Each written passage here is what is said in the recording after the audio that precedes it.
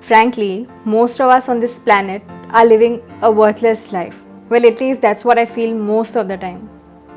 By worthless, I mean living a life only for ourselves and not for somebody else. Living a life where we only live in our own bubbles, our own selfish bubbles. I feel to live a meaningful life, a worthful life, we need to be accepting. We need to help the ones that need help, the people who don't have as much as we do.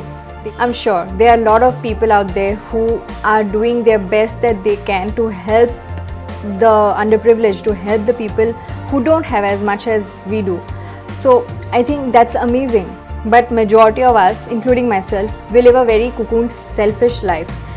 Selfish, I think, is a strong word to use, but yet I feel that way. So how do we make this world a better place for you and me and for the others?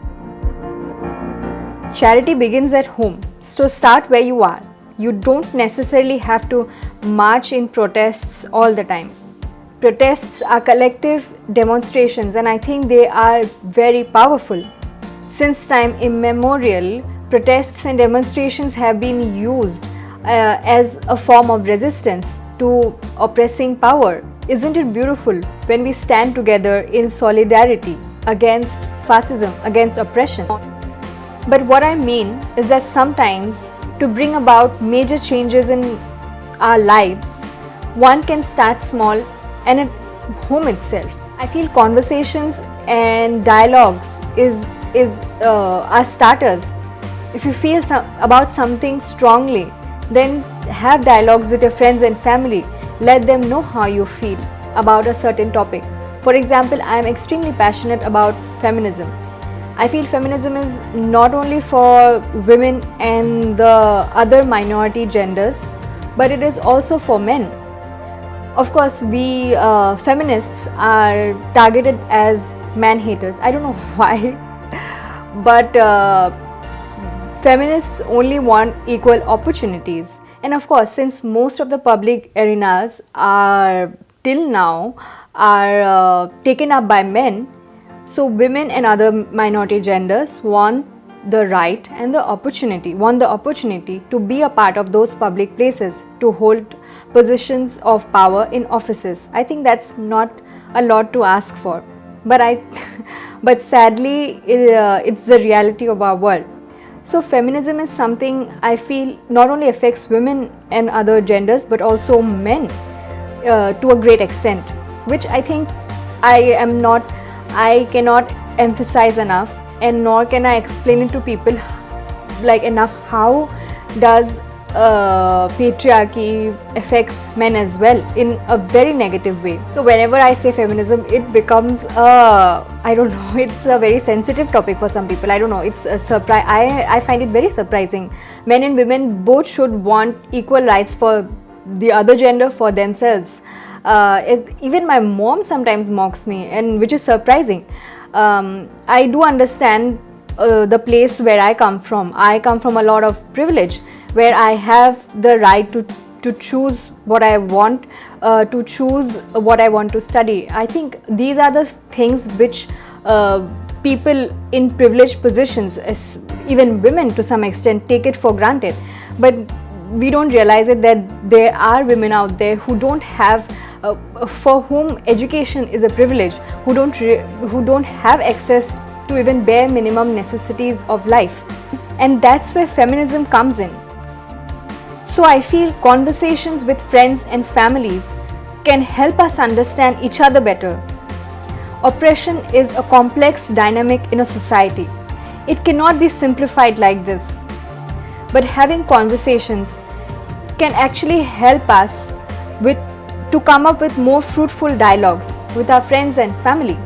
So I feel to make the world a better place, we should have conversations and we should have dialogues. We should listen to each other and know what our perspectives are, instead of shouting over each other, instead of silencing the other, and especially when the other is not as privileged, not as powerful as you are. So I feel conversations and dialogues are starters.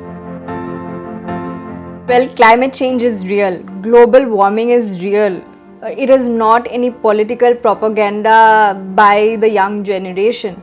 And no, having a warmer climate does not and will not help in farming in areas which do not have agriculture. It will only get hotter and worse. So, what are some of the simple things that you can do from your side in a smaller scale to save the environment? I think the number one point has to be, don't listen to world leaders, don't listen to multi-billion company CEOs of multi-billion companies. A, they just want to make money, and B, they don't care about the environment. And C, the environment friendly initiatives that most companies take are actually not helpful, they are rather futile. If you want, then read up on Google, on there are a lot of various websites which have valid resources. Read up and inform yourselves. I will link a few links down below if you want to actually check out some articles, some papers if you want. Actually, Google is actually like it's a mixed bag. There are a lot of crap also in that mixed bag. So be wise and be intelligent and know that climate change is something real and it's happening right now. Number 2, reduce your plastic usage. Sounds easy, right? But when we are living in a world full of plastic, it is very hard to avoid it. Well, to be truly honest, being sustainable, living a sustainable life can actually be costly for you at the moment, choosing sustainable options. But to be honest, in the long run, it is not only good for you and your wallet, but also for the environment. Whenever you go shopping, carry your own bag instead of every time going to the market and getting new plastic bags. Carry your own bag, and even if it's a plastic bag, it's okay. You are not adding up to the plastics in your own house. Try and buy from sustainable clothing brands. Look up online, there are a lot of brands who are sustainable. Also try to reduce your plastic usage of the one time plastic bottles and containers. There's another very important aspect to global warming, and I think that is fast food joints. Although I love fast food, and I think to have a change in your lifestyle suddenly is very difficult, and I understand it, and for myself it's not really easy.